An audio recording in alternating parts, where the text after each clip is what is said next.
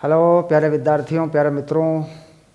घूर्णन गति, घूर्णी गति, द्रव्यमान केंद्र, रोटेशनल मोशन, है ना। रोटेशनल मोशन, घूर्णी गति, है ना, इस बारे में हम पढ़ रहे हैं इस चैप्टर के अंदर।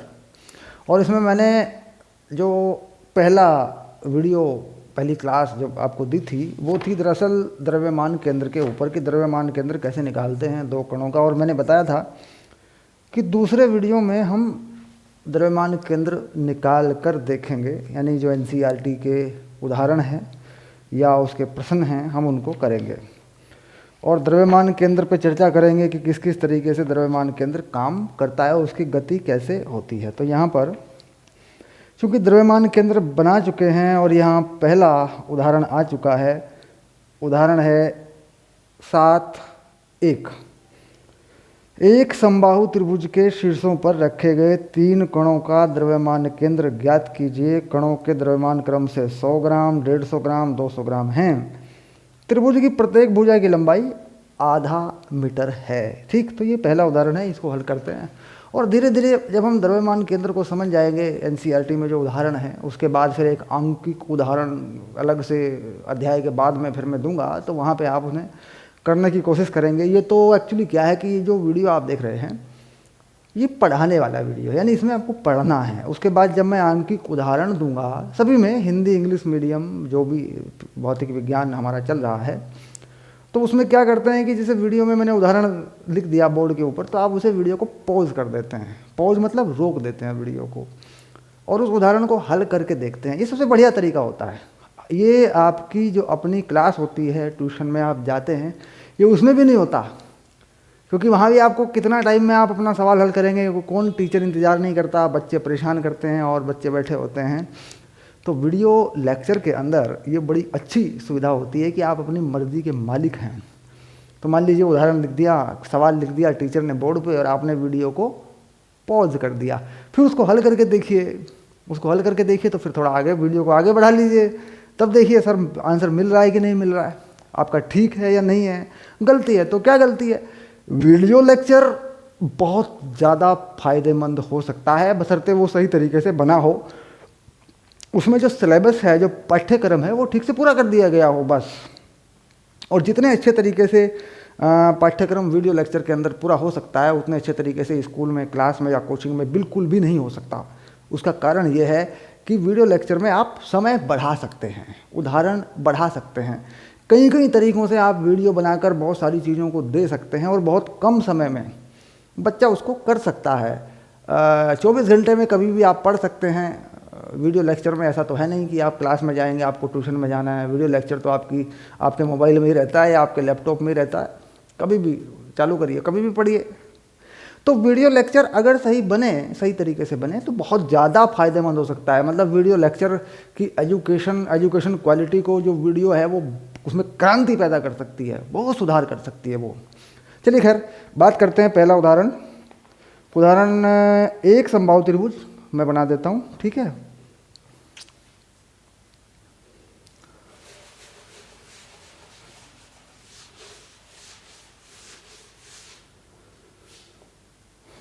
तो सबसे पहले मैं बना ले रहा हूँ समबाहु त्रिभुज, है ना। समबाहु त्रिभुज क्या होता है, जिसकी सभी भुजाएं बराबर हों। देखो ये समबाहु त्रिभुज है ये, और इस समबाहु त्रिभुज की एक भुजा की लंबाई जो है वो आधा मीटर है। तो भुजा की लंबाई को तुम क्या मानोगे, भुजा की लंबाई को तुम मान लो ए।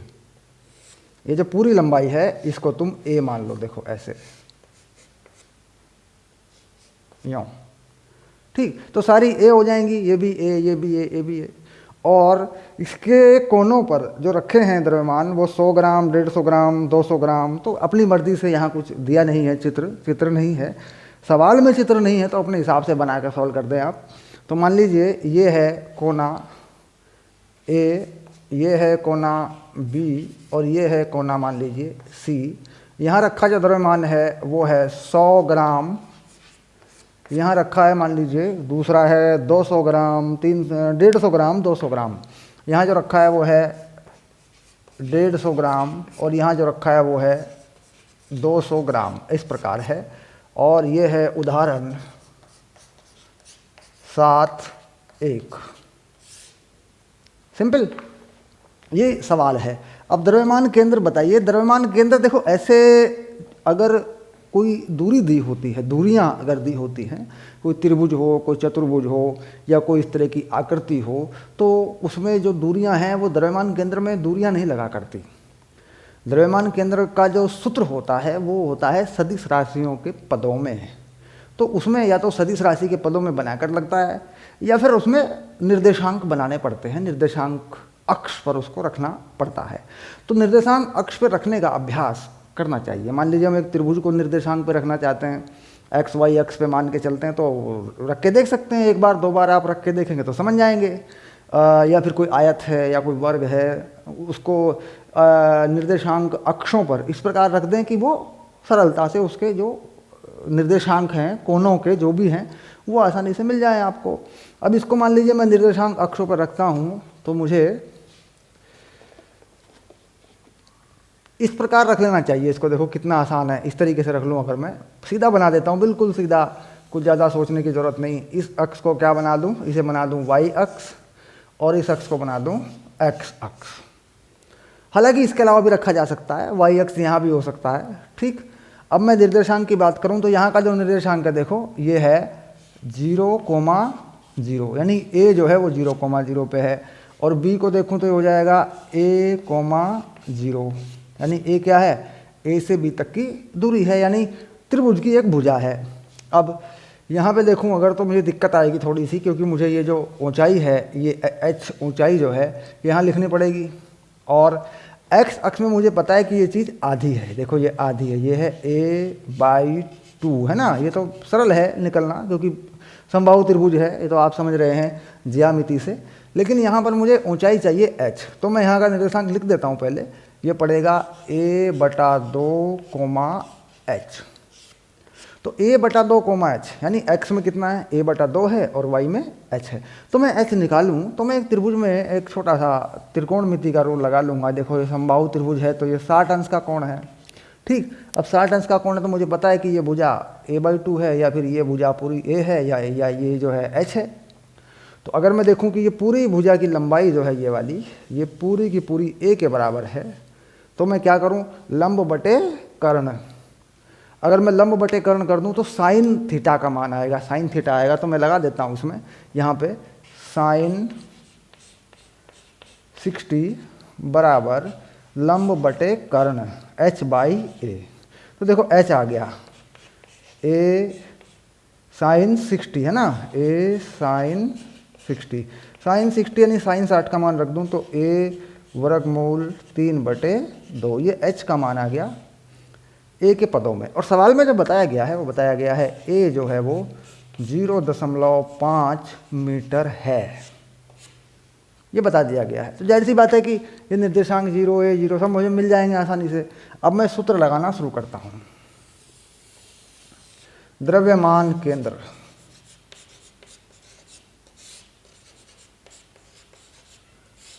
का निर्देशांक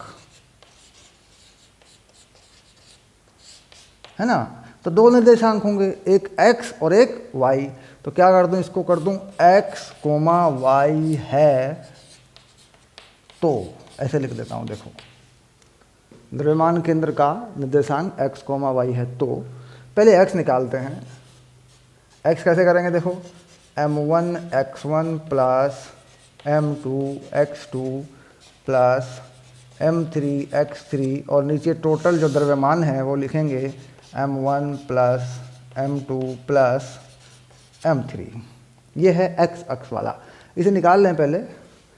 तो पहला द्रव्यमान क्या है, 100, पहला x क्या है 0, दूसरा द्रव्यमान क्या है 150, दूसरा x क्या है a, और तीसरा द्रव्यमान क्या है 200, और ये x है a/2। देखो ये चीज़ें यहाँ लिखी हुई हैं, m1 x1, m2 x2 और m3 x3।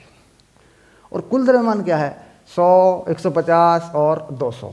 टोटल करें इसका तो कितना बनेगा, ये 100, 150, 200, ठीक। ग्राम में ऊपर भी नीचे भी। कई बार क्या करते हैं कि द्रव्यमान को किलोग्राम में बदलते हैं, तो यहाँ पे अगर हम द्रव्यमान को किलोग्राम में बदलेंगे तो हमारा काम बढ़ जाएगा, क्योंकि कोई फ़ायदा नहीं होना है, क्योंकि ऊपर भी ग्राम में है नीचे भी ग्राम में है, और जो निर्देशांक है वो मीटर में आना है। तो भाग हो रही है, सेम इकाई भाग हो जाती है, तो उसमें को बदलने की आवश्यकता नहीं है। हाँ, अगर सारा एक जैसा नहीं होता, कुछ किलोग्राम में होता, कुछ ग्राम में होता, फिर हमें इकाई एक बनानी पड़ती, फिर हमें एक में उसको या तो किलोग्राम में बनाते या ग्राम में बनाते। अब इसको हल कर लो, देखो कितना आ रहा है, देखो ये, अब देखो ये 100 जीरो, 150 ए और ये 100 ए, तो ये होगा 250 ए, और नीचे कितना आ रहा है 250 और 200 450। तो देखो ये सरल होके आ रहा है 25/45, 5 से काट सकते हैं, 5 से भाग, 5 नम 5 5 25, 5 नम 45, तो 5a/9। ठीक, ये क्या आ गया, ये आ गया x अक्ष का निर्देशांक। इसी प्रकार y अक्ष का निर्देशांक निकालते हैं अगर y का, तो क्या बनेगा m1 y1 plus m2 y2 plus m3 y3, और कुल द्रव्यमान m1 plus m2 plus m3। ठीक, इसमें मान रख देते हैं, मान लीजिए, तो वही हो गया m1 कितना है 100, y1 है 0, y2 भी 0 है, 150 ये भी 0 पे है, और ये है 200, ये है h पे, है ना, ध्यान रखेंगे इसको। कुल द्रव्यमान है 450, ये मैंने देखो 200 जो m3 है वो यहाँ से h पे रखा, ठीक है ना, क्योंकि h हमने निकाल रखा है, तो h की ये वैल्यू लगाएंगे फिर वहाँ पे। कुल मिला के देखो 2 जीरो पर है, पहला जीरो पे दूसरा जीरो पे, तो पहला जीरो पे क्यों है, क्योंकि मूल बिंदु पे है, दूसरा b पे है तो वो भी जीरो पे है, x अक्ष पे है, y पे है ही नहीं ऊपर की तरफ, तो सरल हो गया। कुल मिला के y का मान निकल गया बड़ी आसानी से, देखो ये हो गया 200, और h का मान क्या है a वर्गमूल 3/2 बटे 450। ठीक, तो ये जो चीज़ है देखो ये आ रही y में, तो y कितना आ गया, देखो लिख दो इसको, 5 चौक 20, 5 नम 45, तो 4/9 a वर्गमूल 3/2, ये देखो ये आ गया ऐसे। थोड़ा और इसको हल कर देते हैं, y जो है 4 वर्गमूल 3/8 है ना, ऐसे लिख देते हैं, 4a वर्गमूल 3/8। ठीक, ये y आ गया, देखो ये y आ गया। ठीक, तो द्रव्यमान केंद्र जो है यहाँ अगर ये है तो मैं उत्तर यहाँ लिख देता हूँ, देखो यहाँ लिख देता हूँ मैं उत्तर, तो कितना आ गया, ये आ गया, पहला आया है 5a/9 पे, तो 5a/9, दूसरा आया है 4a वर्गमूल 3/8 पे, 4a वर्गमूल 3/8 पे।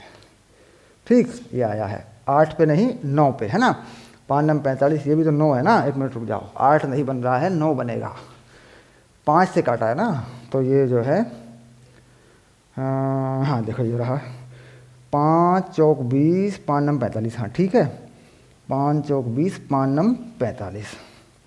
देखो यहाँ 4 दिख गया, गलती से धोखा हो गया, ये हो गया 9 दूनी 18, तो 9 दूनी 18 ये आ गया, देखो ठीक, इस तरीके से आ गया। अब इसको लिख लो यहाँ पे, 18 पूरा कर दो इसको, देखो ठीक हो गया। एक बार फिर चेक कर लें, 5 ठीक है, 4 ओके। अब इसमें जो ये 4 है ये छोटा हो सकता है, देखो ये 4 ठीक हो सकता है, यहाँ 2 कर लें, यहाँ 9 कर लें, है ना, तो 2 कर लो यहाँ पे, देखो यहाँ 2 कर लो, यहाँ 2 कर लो, 2 से भाग कर दो ऊपर नीचे, और यहाँ 9 कर लो, दोनों के नीचे 9 आ गया, देखो ये रहा। ठीक, अब जो a का मान है 1/2 मीटर, क्या है a का मान 1/2 मीटर, 0.5 मतलब 1/2, तो 1/2 लिख दो इसमें, तो देखो कितना बनेगा ये, तो हो जाएगा a 5a/18 और कोमा यहाँ पे क्या बनेगा a√3/9। ठीक, क्योंकि ये 2 जो है कट जाएगा 1/2 से, ये खत्म हो जाएगा, तो ये जो है a हटा दो बस, अब a का मान रख दिया तो a हटा दो, a ये देखो ये रहा। ठीक, a का मान क्या रखा 1/2, तो फाइनली ये चीज़ आ गई, देखो 5/18 वर्गमूल 3/9। ओके, चेक हो गया, ये आ रहा है, देखो तो ये जो है द्रव्यमान केंद्र निकल गया। अब ये कहाँ आया है, कैसे कैसे आया है, इसका उत्तर मिला देते हैं। ये मीटर में है, निर्देशांक जो है तुम्हारा मीटर में है,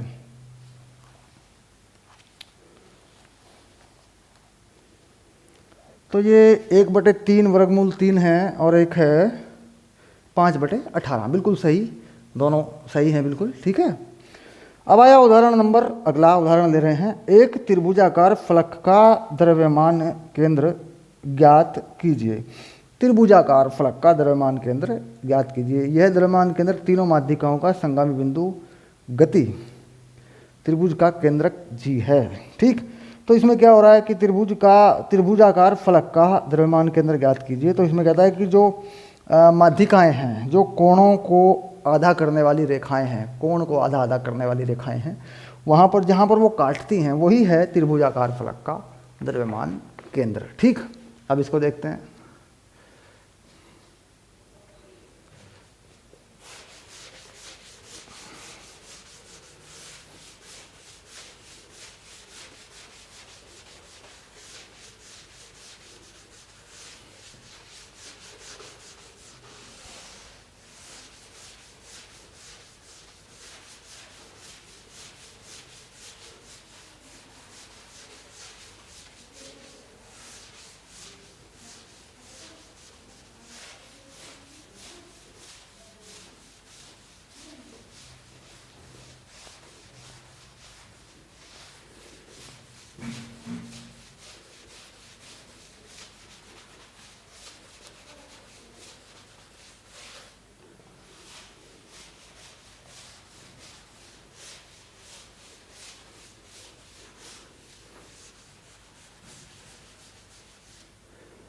तो ये आ गया उदाहरण 7.2। ये वाला देखो, NCERT है ना, ऐसे लिख देता हूँ, ठीक।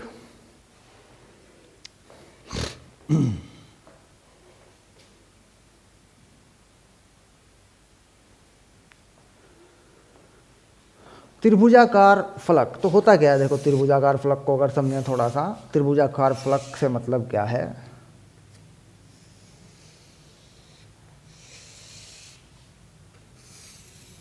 ये बना दिया मैंने, देखो त्रिभुजाकार फलक।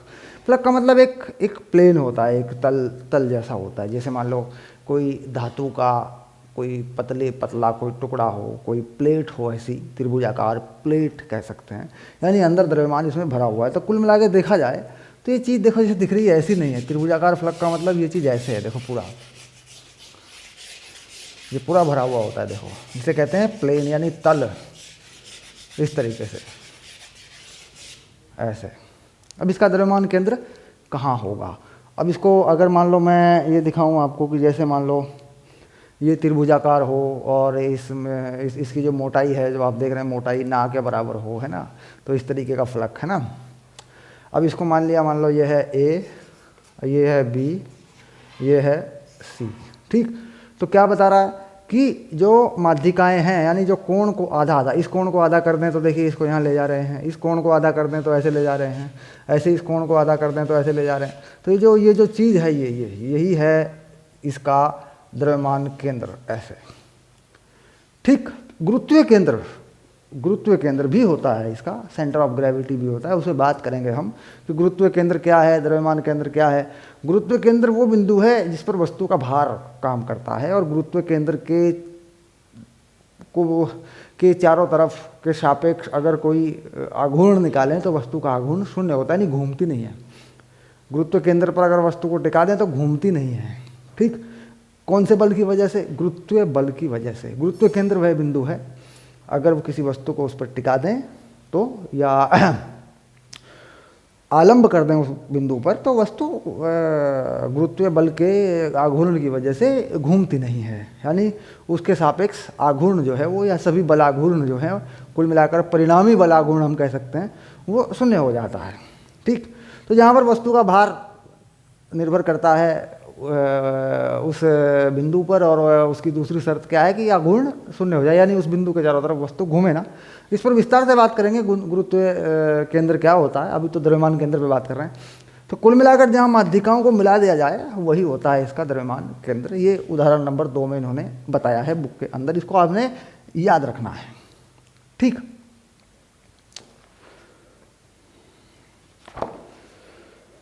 अब एक और उदाहरण दिया, और कुछ L आकृति के फलक एक पतली चपटी प्लेट का द्रव्यमान केंद्र ज्ञात कीजिए जिसका विभिन्न भुजाओं को चित्र 11 में दर्शाया गया है। फलक का द्रव्यमान 3 किलो है, यानी फलक का जो कुल द्रव्यमान है वो 3 किलो है। तो ये उदाहरण भी यही कर देते हैं, देखो इसे भी लिख देते हैं। उदाहरण है ये 7-3 है ना, ऐसे इसको भी यही कर देते हैं। तो पहले बनाते हैं कि क्या दिया है, चित्र में क्या बनाया है। देखो यहाँ कर देंगे उदाहरण को। यहाँ पे इन्होंने एक चित्र में कुछ इस तरीके से बनाया है, x अक्ष और y अक्ष, ठीक। और यहाँ पर इन्होंने कुछ ऐसा कर दिया है, देखो इसको यूँ एल शेप बना रहा है, एल शेप ऐसे, ठीक। तो ये एक फलक यानी एक तल है, सीधी सी बात यह है, प्लेन जैसा है, टुकड़ा है, कोई धातु का टुकड़ा हो सकता है, प्लेट टाइप जो होता है ऐसे। तो इसको मैं अब देखो डार्क कर देता हूँ, दिखाई देगा आपको ये फलक, ये दिख गया। ये इतना जो काम है ये है ऐसे, ठीक। ये फलक है, देखो अब दिखाई दे गया होगा आपको, ठीक से बढ़िया चमक गया होगा, है ना। अब इसमें जो निर्देशांक दिए हैं, यहाँ का दिया है 2,0 और यहाँ का दिया है 0,2। और यहाँ देखें तो ये वर्गाकार है, इस ऐसी स्थिति है इसकी, तो ये फिर ये भी निकल जाएगा, अगर ये चाहें तो ये भी निकल जाएगा। अब ये देखो ये मान लो ये हो जाएगा, यहाँ वाला ये हो जाएगा 1,1, ठीक ऐसे। तो किसी भी कोने का मिल सकता है, लेकिन यहाँ पर बात यह है कि हमें इसका द्रव्यमान केंद्र देखना है और कुल इसकी जो कुल द्रव्यमान है इसका, तो वो 3 किलो है, 3 kg है। तो हम अगर देखें तो ये जो चीज़ है, देखो इस वाले का कितना बनेगा, ये बनेगा 2 kg और इस वाले का बन जाएगा 1 kg, क्योंकि इसका आधा है और द्रव्यमान केंद्र हो जाएगा यहाँ पे और इसका द्रव्यमान केंद्र हो जाएगा बिल्कुल बीच में। यानी अगर कोई एक समान रूप से फैले हुए द्रव्यमान की आकृति है, कोई वस्तु है, तो कहाँ मान लेते हैं उसके केंद्र पे मान लेते हैं। जैसे गोले के केंद्र पे मान लेते हैं, सिलेंडर के केंद्र पे मान लेते हैं, चाहे खाली सिलेंडर हो या भरा हुआ सिलेंडर हो, गोला खाली हो या भरा हुआ हो। जैसे कोई डिस्क है, प्लेट है, उसके केंद्र पे मान लेते हैं। तो कुछ द्रव्यमान ऐसे हैं जो एक जैसी आकृतियों के होते हैं या समान रूप से जिनमें द्रव्यमान फैला होता है, उनका केंद्र पे मान लेते हैं। तो इसी प्रकार ये है कि इसका केंद्र यहाँ, इसका केंद्र यहाँ। अब अगर देखा जाए तो ये जो चीज़ है ये क्या है, देखो ये है, इसे मान लेते हैं x1 y1 पे और इसे मान लेते हैं x2 y2 पे, है ना।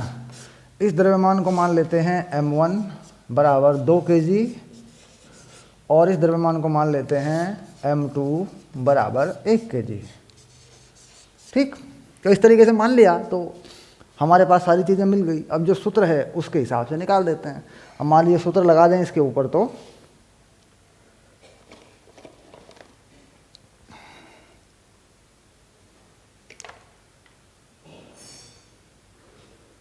अब इसके ऊपर सूत्र लगा देते हैं, ठीक है। अब सूत्र लगा देते हैं द्रव्यमान केंद्र का। देखो पहले निकालते हैं x अक्ष में द्रव्यमान केंद्र। तो क्या सूत्र है, m1 x1 plus m2 x2 और बटे में है m1 प्लस m2, ठीक, ये चीज़ है। अब देखते हैं x में कहाँ पहुँच रहा है। m1 कितना है, m1 है 2 kg और x1 में कहाँ है, यहाँ। अगर यहाँ देखें इसका निर्देशांक कितना होगा, ये जो x1 y1 है ये कितना होगा, इसको यहाँ लिख देता हूँ। देखो x1 देखते हैं, ये x1 है इतना यहाँ तक और इसकी ऊंचाई जो है वो है कितनी, y1 है। तो ये पूरा 2 मीटर है, तो 2 मीटर का ये चौथा हिस्सा है, ये तो होगा 1/2, 1 होगा। ये निर्देशांक कितना होगा, 1/2, 1 होगा। देखो ऐसे 1/2, 1 है ना, 1/2,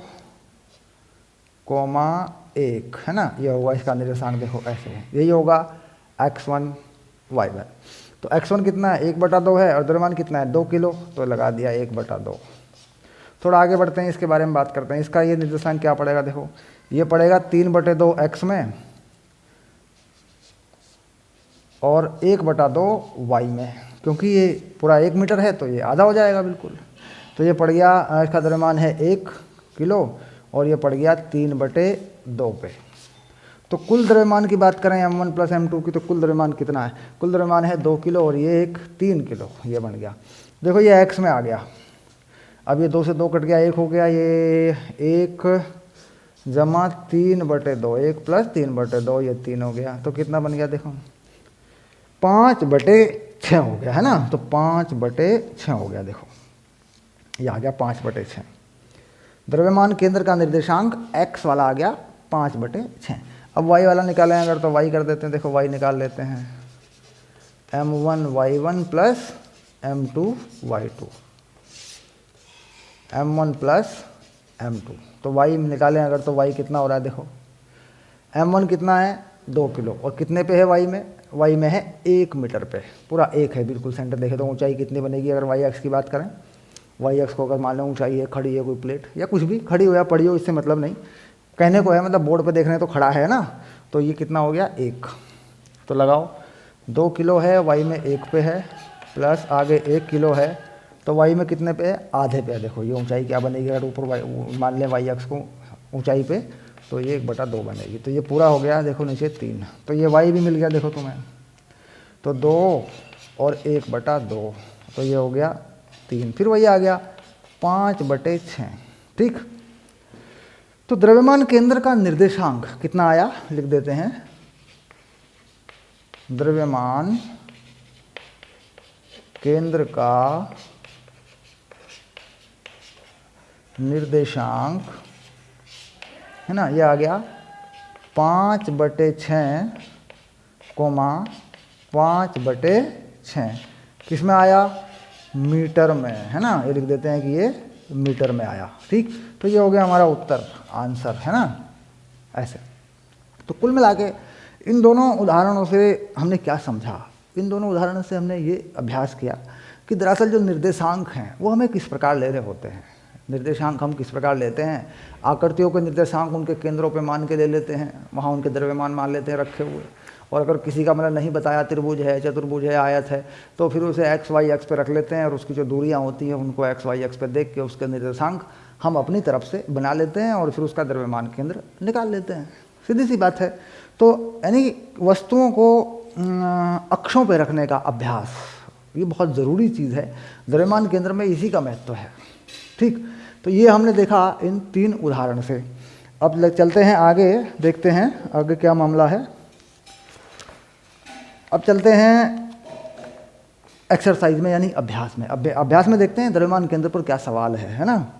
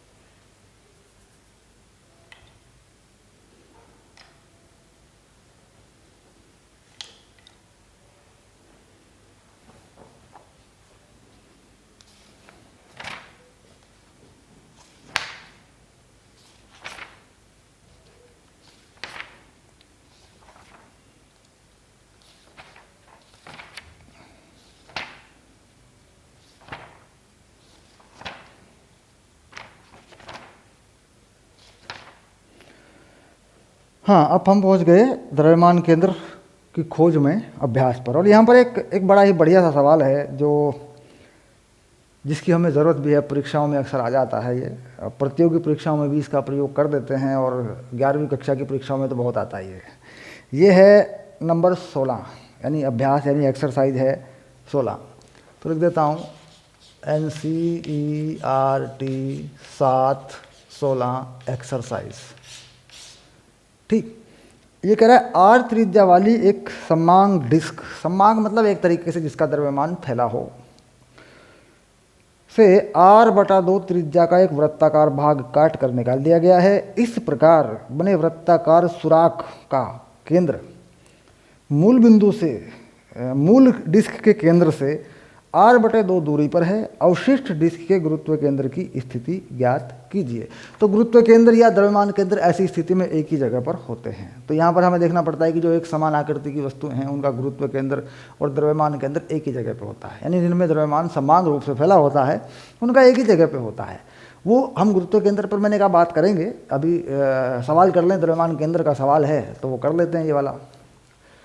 तो ये आ गया 16 नंबर। कहता है एक डिस्क है हमारे पास ऐसे, और इस डिस्क में से एक डिस्क जिसकी त्रिज्या दूसरा कोई सुराख काट कर हटा दिया गया। देखिए ये रहा, ये द्रव्यमान है, केंद्र है डिस्क का, और ये वो हिस्सा है जो काट कर हटाना है। ये जो हिस्सा है ना, देखो ये काट कर हटाना होता है ऐसे, और इसकी जो त्रिज्या है वो है r/2 ऐसे, और जो पूरी त्रिज्या है डिस्क की वो r है, और डिस्क का जो कुल द्रव्यमान है वो m है। तो इसे मान लेते हैं कि ये जो है x अक्ष पर है और ये मूल बिंदु पर है।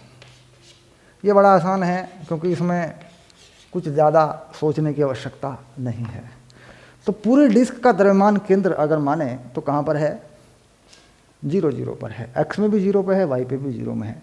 तो देखेंगे जो डिस्क कटी है, जो हिस्सा इसमें से कटा है, जो सुराख बनाया गया, वो y अक्ष पे तो नहीं कटा। हम देख रहे हैं हमने उसका केंद्र कहाँ रख लिया? x अक्ष पे। तो द्रव्यमान कहाँ से कम हुआ? x अक्ष पे। तो x अक्ष पे ही बचे हुए हिस्से का द्रव्यमान केंद्र प्रभावित होगा। अब ये जो बचा हुआ हिस्सा है, इसका जो द्रव्यमान बनेगा वो कितना बनेगा? देखो इस बचे हुए हिस्से का द्रव्यमान कितना बनेगा। तो इसको थोड़ा सा रंगीन बना देता हूँ मैं। आप देखेंगे जो बचा हुआ हिस्सा है वो ये वाला हिस्सा है। देखो ये बचा हुआ हिस्सा है।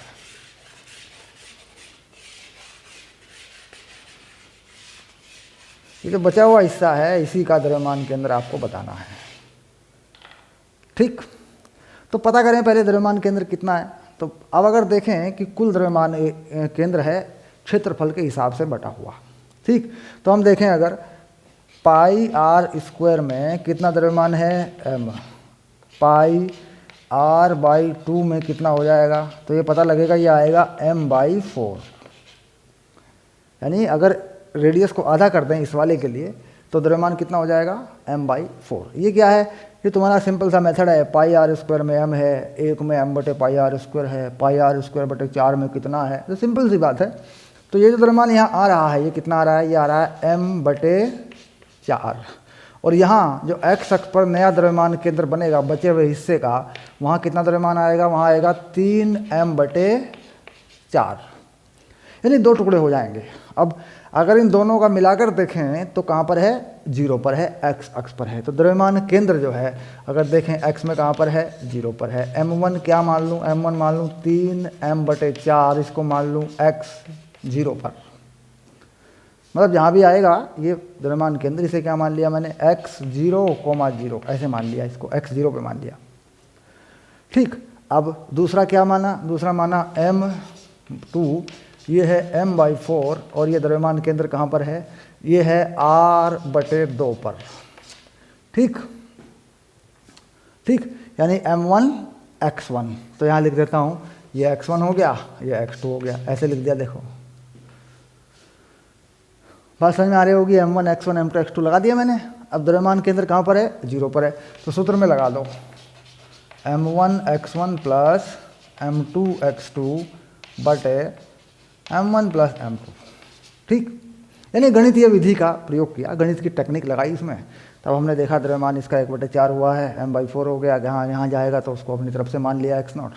अब ये देखो ये कहाँ पे द्रव्यमान केंद्र? ये 0 पे है। m1 x1 ये रहा 3mx0/4। दूसरा क्या है? mr/8। और कुल द्रव्यमान क्या है? m1 प्लस m2 संपूर्ण द्रव्यमान है। अगर डिस्क को पूरा मान लिया जाए तो ये 0 पर है और उसका मान क्या है? m है। तो ये m हो गया। देखो ऐसे। अब इसको हल कर दें मान लो हम। ठीक, तो हल कर दें तो m तो हट जाएगा इसमें से। तो चीज़ क्या हमारे सामने आ रही है? हमारे सामने आ रहा है 3x0/4 प्लस आर बटे 8 बराबर 0। तो ये हो रहा है देखो एक्स नॉट माइनस आर बटे 6 माइनस आर बटे 6। तो ये आ रहा है। तो द्रव्यमान केंद्र कहाँ चला गया? द्रव्यमान केंद्र कहाँ गया? द्रव्यमान केंद्र कहाँ पहुँचा? जो बचा हुआ हिस्सा है उसका पहुँचा माइनस आर बटे 6 और वाई में कहाँ पहुँचा? 0 पे।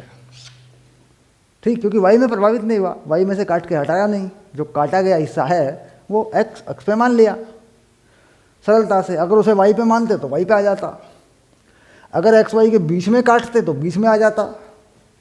मान लीजिए कर लेते हम ऐसा, तो हमने सरलता से माना कि भाई एक्स अक्ष पे काटा, हटा दिया r/2 को। ठीक, ये आ गया। तो एक बात समझने की ये है कि जो काटा गया हिस्सा है इसका द्रव्यमान m/4 होगा, पहली बात ये है। दूसरी बात, इसका द्रव्यमान केंद्र r/2 पे होगा, ये है। कुल द्रव्यमान 0 पे मान लिया गया, 0 पे रख दिया हमने, डिस्क को 0 पर है। जो काटा गया हिस्सा है उसके अलावा जो हिस्सा बचा उसका r x0 पे मान लिया, तो वो x0 निकल आएगा। ठीक, इस तरीके से इसको हल करना है। और बहुत ही इंपॉर्टेंट सवाल है, कुछ समझने में कोई दिक्कत नहीं है, आसानी से समझ में आता है। ये वही जुगाड़बाजी जो है हमने लगाई है, टेक्निक हमने लगाई है, उस तरीके से निकाल लिया हमने। ठीक, द्रव्यमान केंद्र पर ये सवाल थे इतने। ठीक है, अब बात करेंगे द्रव्यमान केंद्र की गति के बारे में। ठीक है।